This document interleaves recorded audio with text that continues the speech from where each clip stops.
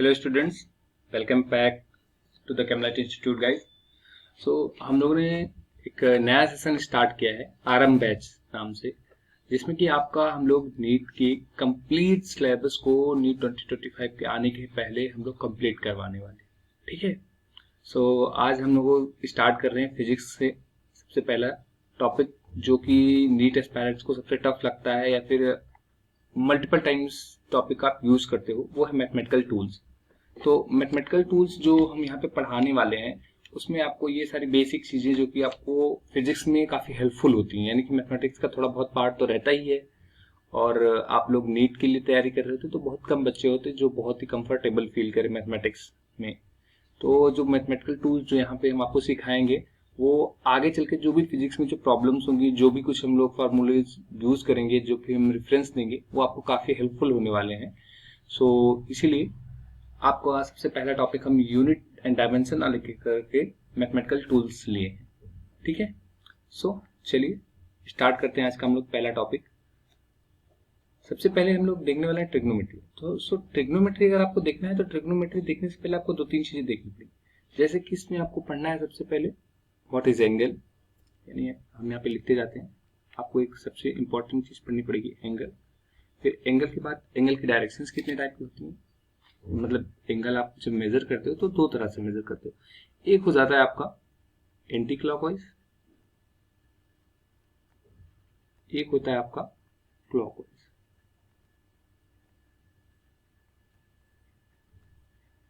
फिर यहीं पे आप क्या करते हो, रेडियंस, रेडियन से आप डिग्री में कन्वर्जन करोगे। ये सब अभी आपको हम बताते हैं। फिर डिग्री से रेडियन। चलिए इतना आप समझ गए।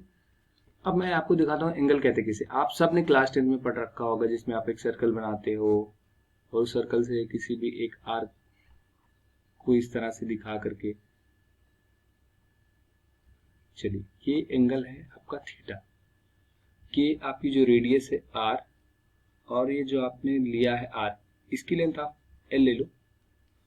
तो यहाँ पे जो सबसे बेसिक फंडामेंटल फार्मूला निकल, वो निकल के आता है कि आपका जो थीटा इक्वल टू है, ये क्या होता है, आर की length L divided by R. ठीक है। अब देखो इसको मैं बोल रहा हूँ, एक होता है एंटी क्लॉकवाइज और एक होता है क्लॉकवाइज। तो अब देखो इसको मेजर करना कैसे समझना कैसे, इसको पहले आप यहाँ पे देखो, एक फिगर लेता हूं मैं, यहाँ पे मैंने बनाया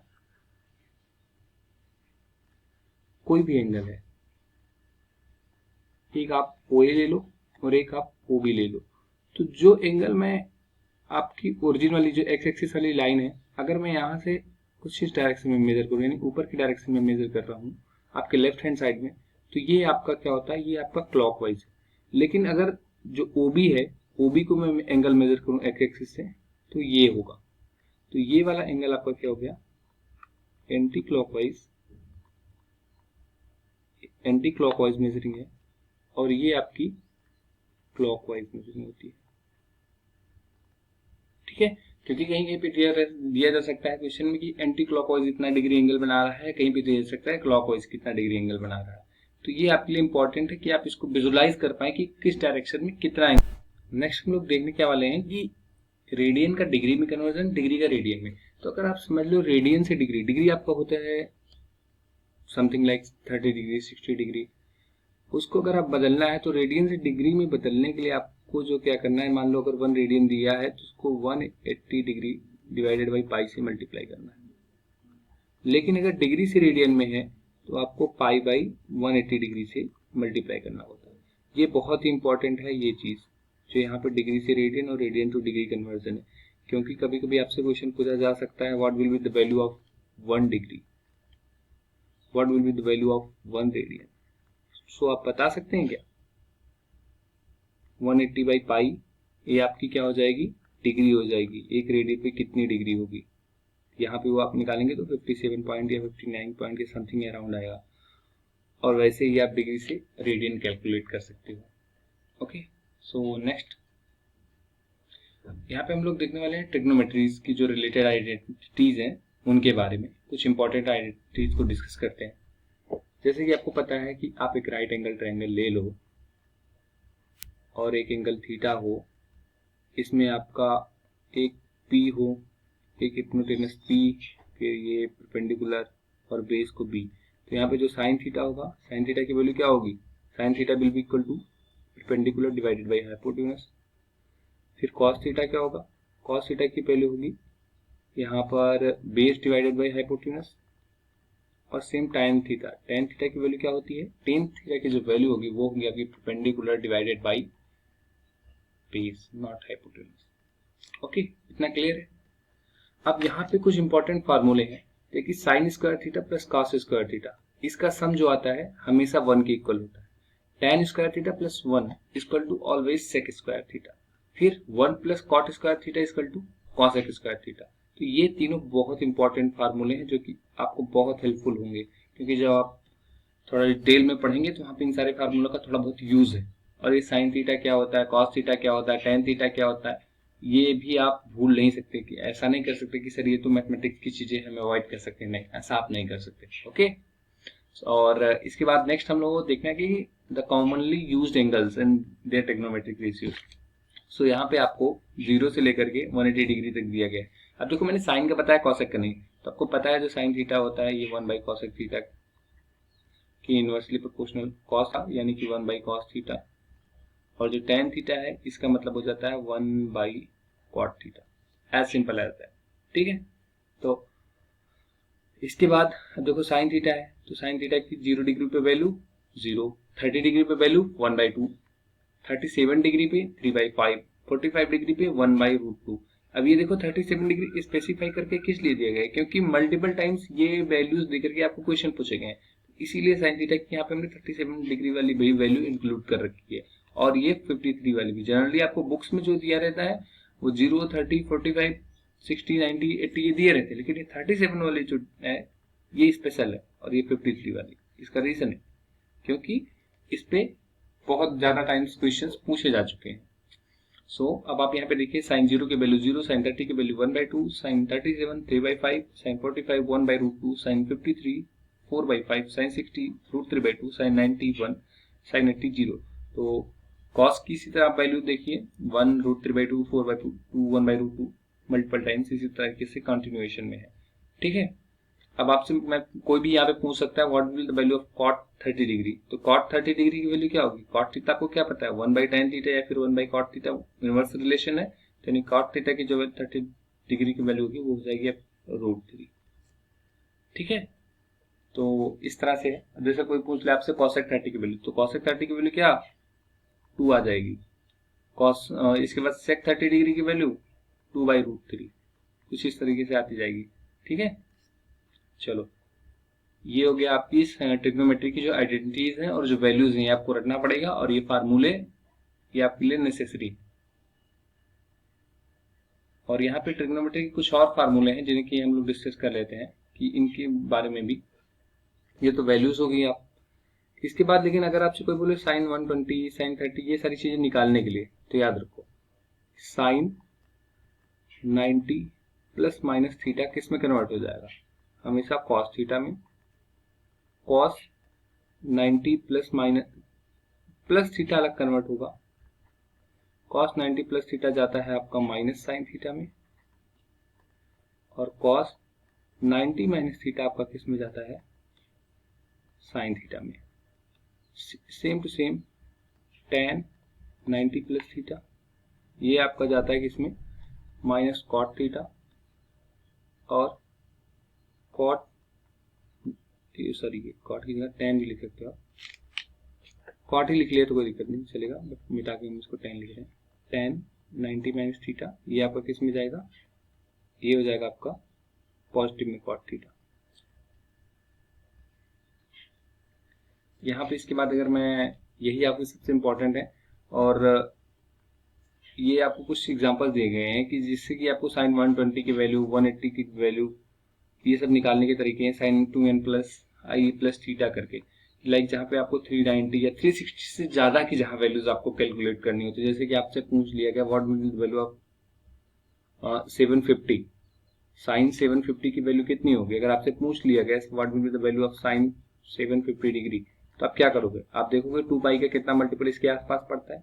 तो देखो यहाँ पे 2n, n की वैल्यू अगर मैं 2 रख दूं तो क्या हो जाएगा, कितना आएगा, तब आ जाएगा आपका 2 पाई की वैल्यू होती है आपकी 360। लेकिन अगर आपकी मैं 4 पाई कर दूं तो 4 पाई की जो वैल्यू होगी यानी 360 मल्टीप्लाई 2 यानी 720 डिग्री।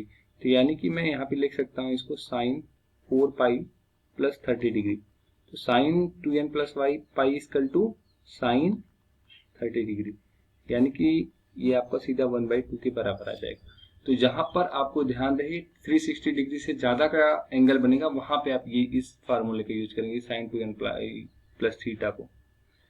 ऐसे ही बाकी में कास में भी इसी तरह, स्टैन में भी इसी तरह, कॉट में भी इसी तरह। ओके, सो कुछ और इम्पोर्टेंट फार्मूले जो कि यहाँ पे हैं, यहाँ पे देख लेते हैं आप लोगों के साथ। देखिए cos 2n i plus theta जैसे कि हमने पिछले वाले में बताया, फिर tan 2n i plus tan theta के लिए, और sine pi minus theta, sine cos pi minus theta, और ये इसके बाद कुछ इंपॉर्टेंट फार्मूले जैसे कि sine A plus B sine A minus B cos A plus B cos A minus B. इसके अलावा कुछ और इंपॉर्टेंट फार्मूले होते हैं जो कि हम अभी डिस्कस करेंगे। ठीक है, तो ये पांचों फार्मूले जैसे कि साइन ए प्लस बी की वैल्यू कितनी होती है, साइन ए प्लस बी की value equal to sine A cos B plus cos A sine B. Sine A minus B की वैल्यू कितनी होती है, sine A cos B minus cos A sine B. What will the value of cos A plus B, cos A cos B minus sine A sine B, cos A minus B equal to cos A cos B plus sine A into sine B. अब देखो ये फार्मूले हो सकता है आपको एक बार में ना याद हो, ठीक है, तो आपको घबराना नहीं है, इसको राइट डाउन करके कहीं पे अपने सामने जहां पे आप स्टडी करते हो वहां पे आप रख लो, और आपको डेली बस 5 मिनट देखना है। मुझे लगता है मैक्सिमम 5 डेज के अंदर अंदर आप इसको मेमोराइज कर लोगे, उससे ज्यादा टाइम नहीं लगने वाला है इसको याद करने में। ठीक है, सिर्फ 5 दिनों के अंदर अंदर आप इसको खुद से पढ़ सकते हो। ठीक है, ओके, सो नेक्स्ट पेज। सो इसके बाद गाइस साइन में सबसे ट्रिग्नोमेट्री के सबसे लास्ट में जो हम फार्मूले पढ़ने वाले हैं, एक है आपका sine C plus sine D equal to 2 sine C plus D divided by 2 into cos C minus D divided by 2। Same to same दूसरा वाला फार्मूला मेरे साथ पढ़ते जाइए, sine C minus sine D equal to 2 cos C plus D divided by 2 into sine C minus D divided by 2। Third one कौन सा है आपका, cos c plus cos d equal to 2 cos c plus d divided by 2 into cos c minus d divided by 2। Fourth आपका है cos c माइनस cos d, 2 sin c plus d divided by 2 into sin c minus d divided by 2। अब देखो जब sin c plus sin d है तो देखो sin cos में आया है, sin c माइनस sin है तो cos sin में आया है, cos c प्लस cos है तो cos में आया है, cos माइनस cos है तो sin में आया है। आप इस तरह से याद कर सकते हो कि cos प्लस cos तो यानी कि दोनों टर्म्स क्या है, cos माइनस cos यानी कि साइन माइनस साइन है तो पहले cos फिर साइन, और साइन माइनस साइन है, सॉरी साइन प्लस साइन है तो पहले साइन फिर cos। इस तरीके से आप इसको याद कर सकते हो, इजी पड़ेगा, अदरवाइज बहुत ही कॉम्प्लिकेटेड, मतलब आप मल्टीपल टाइम भूल सकते हो। और ये वाला भी फार्मूला जो मैंने यहाँ पे नीचे बता रखा है ये भी बहुत इंपॉर्टेंट फार्मूले हैं, इनको भी आप एक बार क्या करना रिवाइज कर लोगे तो ज्यादा हेल्पफुल रहेगा। ये दोनों फार्मूले बहुत बहुत सबसे ज्यादा भूलने वाले फार्मूले। ओके, सो ट्रिग्नोमेट्री का पार्ट इतना ही है। इसके बाद नेक्स्ट हम लोग देखेंगे थोड़ा बाइनोमियल के बारे में। तो बाइनोमियल में आते हैं, तो बाइनोमियल थ्योरम जो होती है ये लाइक एक्सपेंशन के लिए यूज होती है। सो गाइस नेक्स्ट हम देखने वाले हैं क्या, आपका बाइनोमियल थ्योरम। तो बाइनोमियल थ्योरम क्या होता है कि बाइनोमियल थ्योरम एक तरीके से एक्सपेंशनरी होती है, यानी कि एक्सपेंशन करने के काम पे आती है। जैसे कि आपको एक बाइनोमियल लाइक हम जैसे ए प्लस बी का स्क्वायर पढ़ते हैं, ए माइनस बी का होल स्क्वायर, आपने 10th में बेसिक्स में ये सब पढ़ रखे हैं। ये फार्मूले जैसे ए प्लस बी का स्क्वायर होल स्क्वायर हो या फिर ए माइनस बी का होल स्क्वायर, ये सब आपने क्लास जो है 10th में बेसिक्स में पढ़ रखे हैं।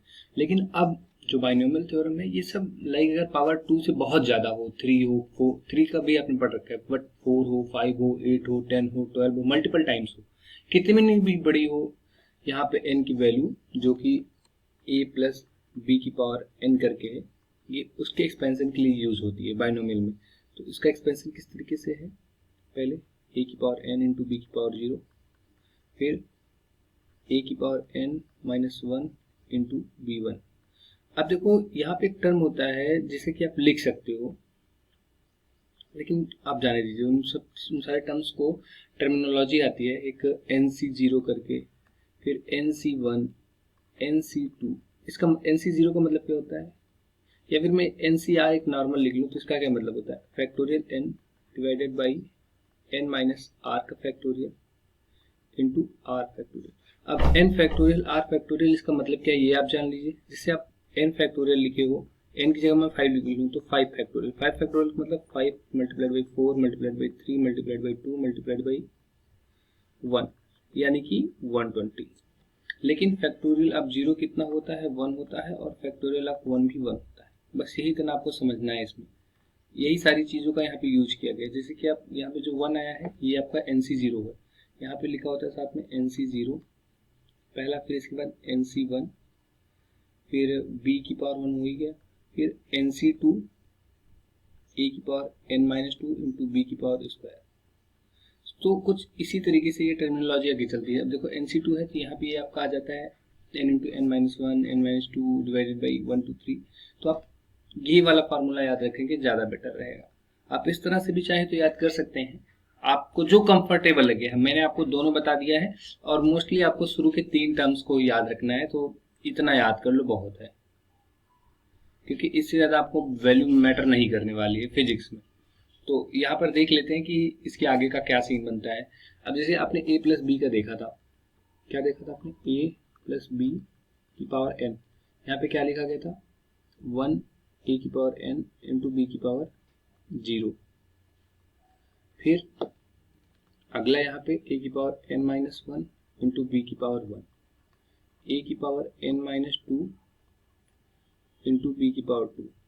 एक जगह पे n इंटू n-1 था, और एक दूसरी जगह पे n into n-1 minus 2 divided by 1 2 3। ठीक है, कुछ इस तरीके से थे। तो इन सारी चीज़ों को हम एक जगह पे एक्यूमुलेट कर लेते हैं। पहले वाले में आपका n आया,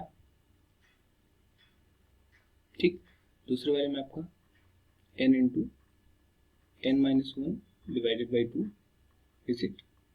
इतना आप याद रख लो, मुझे नहीं लगता इससे ज़्यादा की आपको ज़रूरत पड़ने वाली है। और इसके बाद जो आपका, अगर मैं a की जगह पे 1 और b की जगह पे x रख दूँ, जो कि सबसे इम्पोर्टेंट, आपको सबसे ज़्यादा फिजिक्स में इसी का यूज़ करने वाले हैं, 1 plus nx plus nx square divided by 2। तो यही n इंटू nx स्क्वायर के साथ n-1 भी रहेगा, क्योंकि आपने यहाँ पे देखा। आप इतना याद कर लो, सबसे ज़्यादा फिजिक्स में आपको बाइनोमियल में इतना ही होगा। क्योंकि अब देखो, आपको जो मानना रहता है इसमें फिजिक्स में, वो x बहुत स्मॉल नंबर्स में आती हैं, और x अगर मान लो मैं स्मॉल नंबर ले लूँ, अगर मैं मान लो x की वैल्यू 0.1 ले लूँ, तो क्या x का स्क्वायर x से बहुत छोटा होगा, x क्यूब का स्क्वायर बहुत छोटा होगा।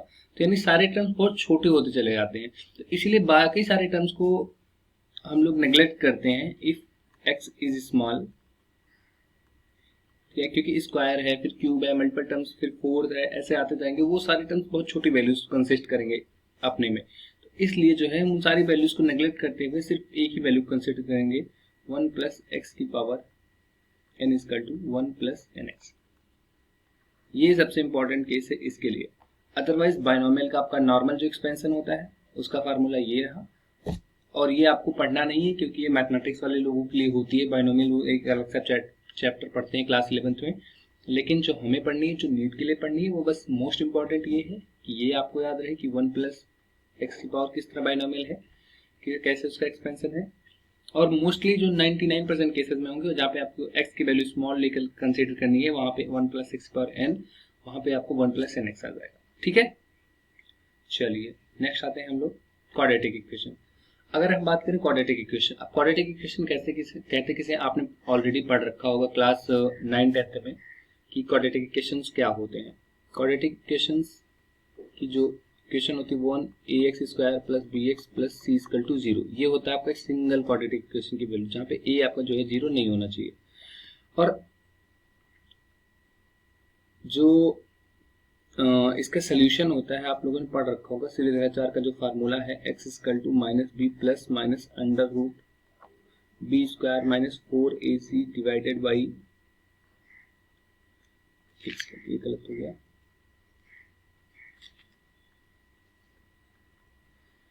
डिवाइडेड बाई कितना 2a। ये आपका क्या होता है x, यानी कि रूट की वैल्यू होती है, समेशन ऑफ, अगर मान लो ये बाई क्वाड्रेटिक है तो इसके दो रूट मैक्सिमम पॉसिबल है, तो इन दोनों रूट्स का सम क्या होता है, x1 plus x2 equal to negative में कोएफिशिएंट ऑफ x यानी b divided by coefficient of a x square, फिर x1 यानी कि दोनों रूट्स हैं x1 x2, इन दोनों का मल्टीप्लिकेशन क्या होता है c डिवाइडेड बाय a। ये होते हैं इसके क्वाड्रेटिक के फार्मूले, क्योंकि आपको क्वाड्रेटिक इक्वेशंस कहीं ना कहीं बन जाते हैं सिचुएशंस में जहाँ पे आपको क्वाड्रेटिक इक्वेशन की हेल्प से या रूट की हेल्प से आपको निकालना पड़ता है, और रूट आपके रियल हो, एग्जिस्ट करें। इसके लिए जो बी स्क्वायर माइनस 4ac की वैल्यू है ये हमेशा मस्ट बी ग्रेटर देन और इक्वल टू 0, जिससे कि आपको रियल रूट मिले। तो ये कंडीशन बहुत जरूरी है, क्योंकि इस कंडीशन के बेसिस पे आपको बहुत सारे जो क्रिटिकली क्वेश्चंस मिलते हैं जो कि लाइक थोड़े कॉन्सेप्चुअल होते हैं, वहाँ पे इस कॉन्सेप्ट का सबसे ज्यादा यूज होता है कि जो बी स्क्वायर माइनस 4ac की जो वैल्यू है ये हमेशा आपकी या तो 0 आ जाए चलेगा, लेकिन या फिर पॉजिटिव आनी चाहिए, तभी आप उसका स्क्वायर रूट निकाल सकते हो। अगरवाइज आप निगेटिव में रूट निकाल रहे हो तो कोई मतलब नहीं रह जाता है, फिर इमेजिनरी नंबर्स में आते हैं वो और उनका सोल्यूशंस पॉसिबल नहीं। अब क्वाड्रेटिक इक्वेशन में इतना आपने देखा, तो क्वाड्रेटिक इक्वेशन में आप थोड़ा सा और देख सकते हो कि जो क्वाड्रेटिक इक्वेशन आपने लिखा ax square plus bx plus c। अब देखो आप कोऑर्डिनेट ज्योमेट्री में इसको भी सीखोगे कि जो ये शेप है ना, ये एक पैराबोला का शेप बनाते हैं, ये एक तरह का पैराबोला बनाएंगे, कुछ इस तरीके का, कुछ इस तरीके का इनका जो शेप होता है ये पैराबोलिक इक्वेशन में होता है। क्योंकि कई बार आपसे पूछा गया है कि जैसे मान लो इक्वेशन आया तो इक्वेशन में पूछा गया कि जो ये शेप दिखाते हैं ये किस तरह का शेप है। इक्वेशन में बहुत मल्टीपल टाइम्स पूछा गया कि एक इक्वेशन मिल रहा है, इक्वेशन का लिख दिया उन्होंने वैल्यूज कि इस तरह का इक्वेशन है, अब आपको बताना है कि जो इसमें ये आपकी y होगी ये आपका x होगा। पूछ लिया जाता है कि इसमें किस तरीके का ये शेप दिखा रहा है, ये पैराबोला का शेप होता है, इस तरीके से जो आपके इक्वेशन बन के आते हैं। अभी मान लो यही ax स्क्वायर की जगह यहाँ पे आपका हो जाए ay square plus by plus c equal to 0, उस सिचुएशन में जो आपका ग्राफ बनेगा पैराबोला का वो इस टाइप का होगा, ये अपवर्ड है ये राइटवर्ड है। अभी एक्स स्क्वायर की वैल्यू मैं निगेटिव कर दूं, निगेटिव ax स्क्वायर कर दूं, bx प्लस c कर दूं, तो उस समय जो पैराबोला होगा वो आपका डाउनवर्ड आएगा, डाउनवर्ड स्लोपिंग पैराबोला। ये a की वैल्यू की एक्स स्क्वायर की साइन पे डिपेंड करता है, अगर एक्स स्क्वायर का साइन पॉजिटिव है तो अपवर्ड पैराबोला, और अगर निगेटिव है तो डाउनवर्ड पैराबोला आएगा। ठीक है, ये शेप बहुत ज्यादा जरूरी है, ध्यान में रखना आप लोगों के लिए। नेक्स्ट है लॉगरिथमिक। अब लॉगरिथमिक की बात करें तो आपने क्लास 9th में इसके फॉर्मूले पढ़े हैं, उन्हीं फॉर्मूलों को हम फिर से रिवाइज कर रहे हैं कि अगर log m और n दो नंबर्स हैं जिनको मल्टीप्लिकेशन करके लिखा गया है, जैसे log 10 लिखा गया है तो मैं इसको क्या लिख सकता हूँ, log 5 प्लस log 2 लिख सकता हूँ। ठीक है, कि दो का मल्टीप्लिकेशन को एडिशन की तरह लिख सकते हो। अब log mn है, log जैसे कि मैं 9 डिवाइडेड बाई 3 है, इसको क्या लिख सकता हूँ, log 9 माइनस log 3, इस तरीके से इसे लिख सकता हूँ। डायरेक्ट डिवाइड नहीं कर सकता, कितने दिया आएगा इसको याद रखना, इसीलिए फार्मूला बनाया गया है। फिर log m की पावर n, जैसे कि अब log 8 है तो कोई इसको क्या लिख सकता है, log 2 की पावर 3, 2 to the 4 3, फिर इसको क्या लिख सकते हैं 3 log 2, इस तरीके से log m n की पावर ये। नेक्स्ट है log a की पावर b, ये सबसे इंपॉर्टेंट। जैसे मान लो log 10, ठीक है, 10 के बेसिस पे मान लो आप 4 लिखा, और यहाँ पे log, फिर यहाँ पे 10 के बेसिस पे आपने 8 लिख दिया, तो अब आप क्या लिख सकते हो, log 8 के बेसिस पे 4। ये 4 लॉग के लॉगरिथमिक फार्मूले हैं, 3 आपको चारों याद रखने पड़ेंगे, ऐसा नहीं है कि आपको 1 या 2 याद रखने से काम चल जाएगा। लॉगरिथमिक फार्मूलों का आपका यूज केमिस्ट्री में भी होता है, केमिस्ट्री के साथ साथ आप इसको फिजिक्स में भी, कुछ कम ही जगहों पे फिजिक्स में इसका यूज है, केमिस्ट्री में थोड़ा ज्यादा यूज होता है क्योंकि आप जब केमिकल काइनेटिक्स वगैरह पढ़ते हो तो वहाँ पे ज्यादा यूज है, लेकिन फिजिक्स में लिमिटेड जगहों पे यूज है, जैसे कि रेडियो एक्टिविटी वाले चैप्टर के आसपास ही इसका यूज ज्यादा होगा। और रेडियो एक्टिविटी के साथ इसका एक जगह यूज होता है कैपेसिटर्स वगैरह में, कैपेसिटर्स और एसी वगैरह में, बस केवल यही 2-3 जगहों पे इसका यूज है, इससे ज्यादा इसका यूज नहीं है लॉगरिथमिक का। ओके, सो एक दो क्वेश्चन देख लेते हैं इसमें। जैसे कि आपको पूछा गया है कि आपको वैल्यू निकालनी है, एक find the value of log 10 5000। अब 5000 मैंने बताया आपको log 5 मल्टीप्लाई बाई 1000 आप कर दो, 5 को अलग कर दो, 1000 को अलग कर दो, ये आपकी जो है log 5000 बेस 10, ये पढ़ते हैं इसको log 5000 बेस 10। तो अब यहाँ से आपने कुछ इस तरीके से इसकी वैल्यू निकाली, कैलकुलेट करना स्टार्ट किया। log 5 की वैल्यू कितनी होती है बेस 10 पे, वो राइट डाउन किया। log इसकी वैल्यू आपको पता है log 10 बेस 10 की वैल्यू 1 होती है, यानी कि log a की वैल्यू 1 होगी, यानी कि जितना बेस है अगर उतने पे वैल्यू निकालनी तो वैल्यू हमेशा 1 होगी। log e बेस e इसकी वैल्यू कितनी 1। एक और इम्पोर्टेंट फार्मूला आप यहाँ पे देख लो, log e पावर x की वैल्यू सिर्फ x हो। अब देखो कैसे, e की पावर x में x बाहर आ जाएगा और log e इसकी वैल्यू 1 बचेगी, ठीक है।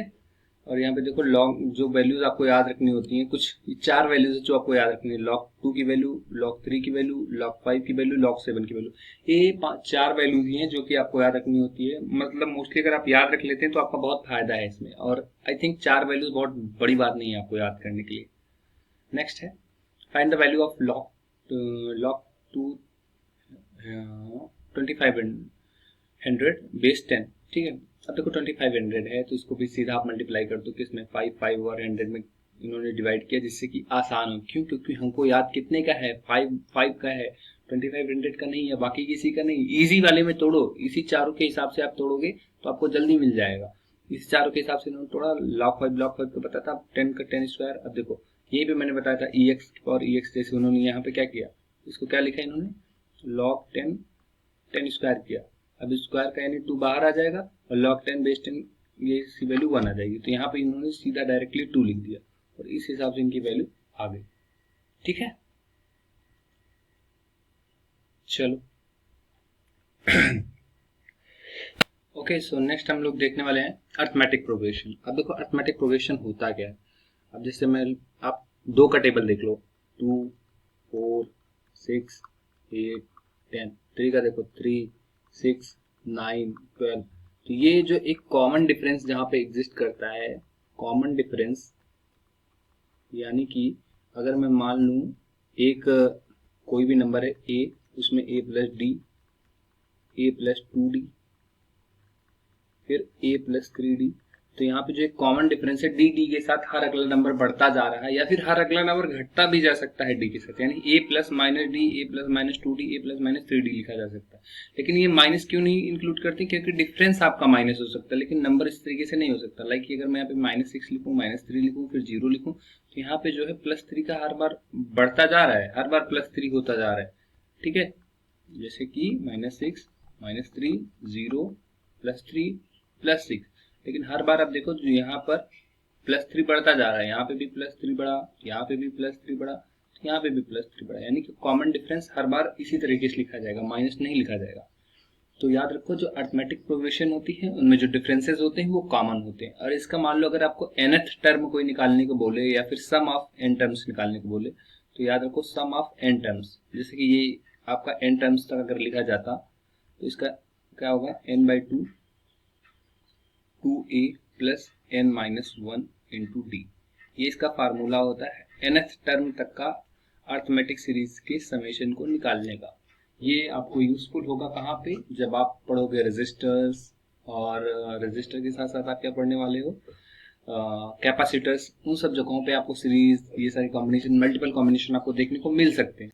सो गाइस नेक्स्ट हम लोग देखने वाले क्या, ज्योमेट्रिक प्रोग्रेशन के बारे में। अब देखो जो अर्थमेटिक प्रोग्रेशन आपको समझ में आ गया, अब हम देखते हैं ज्योमेट्रिक प्रोग्रेशन होता क्या है। तो सबसे पहले अगर मैं आपको बोलूं कि सर देखिए ज्योमेट्रिक प्रोग्रेशन आपको जैसे मल्टीप्लिकेशन करना, कंटिन्यूअस मल्टीप्लिकेशन एक तरीके का है जो कि आपको करते रहना है। तो अब देखिए कंटिन्यूअस मल्टीप्लिकेशन में कैसे, जैसे कि आपको a फिर ar स्क्वायर, सॉरी ar फिर ar square, ar cube, ar की पावर 4, जैसे कि 3 3 जा 9, 3 जा 27, 3 जा 81, 3 जा 24 into 3, यानी कि एक कॉन्टिन्यूअस नंबर से एक कॉमन नंबर से जो कि लगातार मल्टीप्लिकेशन होता जाए, वहाँ पे कॉमन रेशियो बोल देते हैं, यहाँ पे कॉमन प्रोग्रेशन बोलेंगे, ठीक है। यहाँ पे आप कॉमन रेशियो बोलेंगे, वहाँ पे आप कॉमन डिफरेंस बोल देते हैं, यहाँ पे क्या बोलोगे, कॉमन रेशियो। इस कॉमन रेशियो को किससे डिनोट करते हो आप, स्मॉल आर के साथ, ठीक है। ये आपका कॉमन रेशियो है। अर्थमेटिक ज्योमेट्रिक प्रोग्रेशन आप देख के समझ के, यही आपका उल्टा भी हो सकता है, जरूरी नहीं है कि ये एक ही साइज में बढ़े, यानी कि एक ही डायमेंशन में बढ़े, हो सकता है ये आपका 243 81 27 9 3, अगर ये दिया हो तो ये भी आपका ज्योमेट्रिक प्रोग्रेशन है। बस एक है इंक्रीजिंग में, एक है डिक्रीजिंग में, बस सिंपल सा इतना सा डिफरेंस होता है। अगर यही कि ज्योमेट्रिक प्रोग्रेशन अगर एक लिमिटेड, एक फिक्स नंबर तक अगर उसका सम निकालना हो, मान लो n टर्म्स तक, तो Sn जो होता है वो होता है a1 माइनस आर की power n divided by 1 minus R. लेकिन अगर इनफाइनाइट टर्म्स तक निकालना हो तो उसका फार्मूला होता है a equal to 1 minus R. ये इसमें से दो फार्मूले हैं जिनका बहुत यूज होने वाला है, स्पेशली ये इनफाइनाइट टर्म्स वाला। ठीक है, ज्योमेट्रिक प्रोग्रेशन आई होप आपको समझ में आ गया कि बेसिकली होता क्या है। आपको इससे ज्यादा आपको समझने की जरूरत नहीं है इसमें, आप इसमें मैथमेटिक्स नहीं पढ़ रहे हैं। ठीक है, नेक्स्ट आता है आपका कोऑर्डिनेट ज्योमेट्री। अब देखिए कोऑर्डिनेट ज्योमेट्री में क्या होता है। कोऑर्डिनेट ज्योमेट्री ये इसमें दो पॉइंट दिए गए, एक पी और एक क्यू।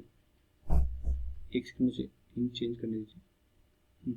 देखिए पॉइंट पी और क्यू है, तो इसमें आपको दो कोऑर्डिनेट्स चाहिए होते हैं मिनिमम एक पॉइंट को दिखाने के लिए, एक x1 और एक y1, और क्यू पॉइंट के लिए क्या है x2 और y2। अब मैं पूछूं पी क्यू के बीच की डिस्टेंस क्या है, तो उसका फार्मूला क्या होगा, P Q equal to x2 minus x1 का whole square plus y2 minus y1 का होल स्क्वायर। ये पी क्यू के बीच की दूरी है, यानी पी क्यू की डिस्टेंस है। ठीक है, अब मैं पूछ लूँ पी क्यू का स्लोप क्या है। स्लोप इसको डिनोट किससे करते हो, स्मॉल m से। उसके लिए y2 minus y1 divided by x2 minus x1, ये होता है फार्मूला। कोऑर्डिनेट ज्योमेट्री में आप इतना समझ लो, आपको पॉइंट्स दिए गए हैं, उनके बीच का स्लोप निकालना है, तो स्लोप निकालने का formula y2 minus y1 divided by x2 minus x1। अगर उनके बीच की आपको डिस्टेंस निकालनी है तो x2 माइनस x1 का whole square plus y2 minus y1 का होल स्क्वायर।